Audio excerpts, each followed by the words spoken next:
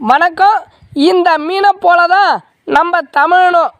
ஆமாம், இந்த சின்ன புழுவுக்கு ஆசைப்பட்டு தன்னுடைய வாழ்க்கையை தொலைச்சிடுச்சு இந்த மீன்.